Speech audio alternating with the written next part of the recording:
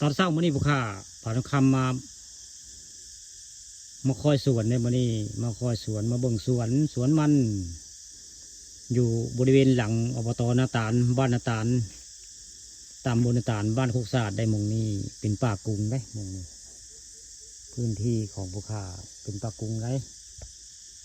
พุ่นก็คือปลูกก้อนแล้ว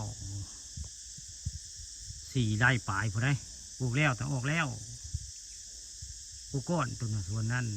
มื้อนี้ได้มีโอกาสมาเบิ่งมาคอยสวนยันงัวควายเข้าคือหาก้อนได้หาก้อนไล่งัวเหื่อยงัวก็เล่นว่าจะแท้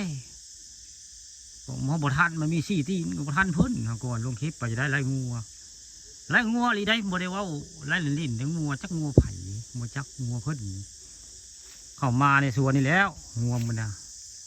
ด้านหลังเข้ามานี่แหละไล่งัว2 ตัวแล้วมันนะ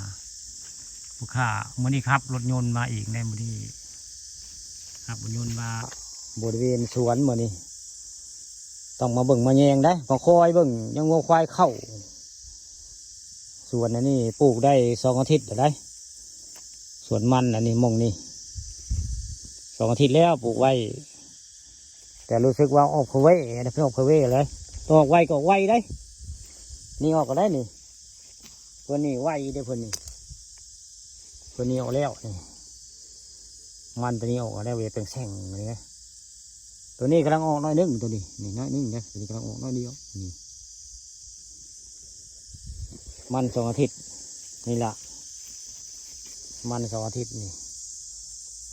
เพิ่นออกน้อยนึงได้ว่าตอน